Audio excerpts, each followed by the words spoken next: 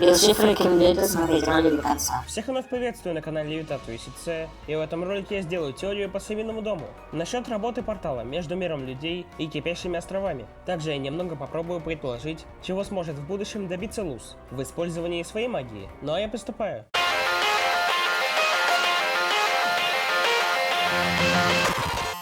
А перед началом данного ролика я лишь прошу вас написать в комментариях, что бы вы еще хотели увидеть на этом канале. Также я рекомендую посмотреть первую часть про магию Луз. А теперь моя теория по Совиному дому. Итак, для того, чтобы объяснить работу портала между Землей и кипящими островами, давайте рассмотрим одно заклинание Иды из первой серии первого сезона, а именно то, когда она перенаправила огонь, что летел прямо на нее, на своего противника. Как можно понять, это пространственное заклинание, или же заклинание, похожее на создание порталов. Создав два портала, один из которых принял заклинание, а другой перенаправил его на того, кто его использовал. Также для объяснения работы портала, связывающий мир Земли и кипящие острова, можно посмотреть на заклинание из пятой серии первого сезона, когда Ида сделала для Луз заклинание ловушки, что срабатывает при прикосновении, а также возможно здесь используется стезя иллюзий и стезя наблюдения, для того чтобы показать, что находится с другой стороны портала. Итак, как я понял, портал, связывающий два измерения, работает с помощью заклинания портала, что связывает один переносной портал и одну дверь, привязанную к этому порталу, которая активируется и призывается возможным специальным заклинанием к двери с другой стороны, с помощью нажатия на ключ.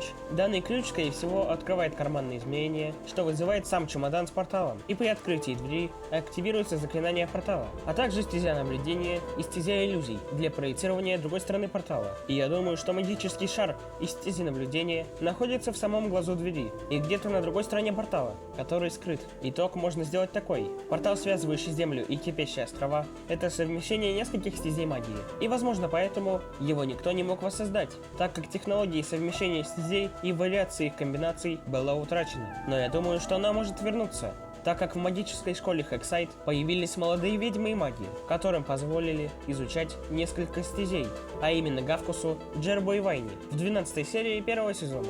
И не исключено, что когда-нибудь портал снова создадут. И конечно, совмещение всех стезей получила и Луз, о чем дальше и пойдет вторая теория. Я думаю, что Луз после изучения основных стезей магии будет их совмещать вместе для получения более мощных и разнообразных заклинаний. Например, как мне кажется, в 16 серии Луз совместила свою магию с магией Эмити, мерзость, что является живым големом, и растение, что является жизнью и деревом. И при их совмещении получилась цветущая сакура из-за более большей концентрации жизни. А также, возможно, в 19 серии, когда Луз из глифа света получила растение, возможно, на другой стороне листа был глиф растений, что позволило растению вырасти намного быстрее. Однако, скорее всего, это анимационный ляп, но теперь с помощью этой теории его можно оправдать. И мне кажется, эта идея довольно интересная, и возможно, если они все становят Белоса, и также его портал будет также разрушен, возможно, Луз с помощью совмещения заклинаний, то есть своих глифов, и помощью других сможет создать новый портал на Землю. Или же глифы работают немного по-другому,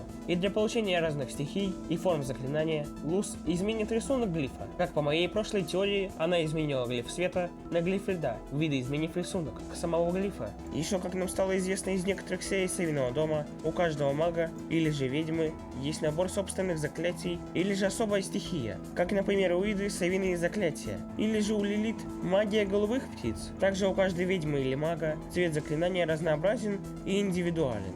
Например, у Белоса это красный, у Иды оранжевый и у Лилит голубой. И я думаю, что Луз когда-нибудь либо повторит один из этих особых элементов, либо же сделает свой собственный.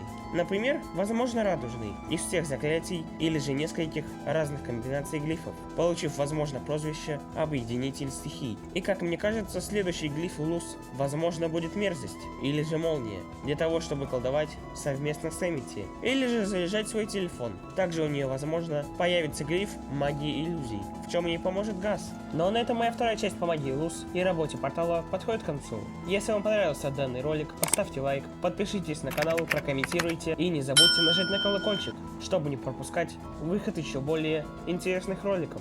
Также прошу вступить в мою группу ВКонтакте, чтобы узнавать некоторые новости по некоторым мультам и о выходе новых роликов раньше, чем YouTube сообщит вам о нем. Также рассказывайте об этом ролике своим друзьям. Ну а я с вами прощаюсь. До следующего ролика.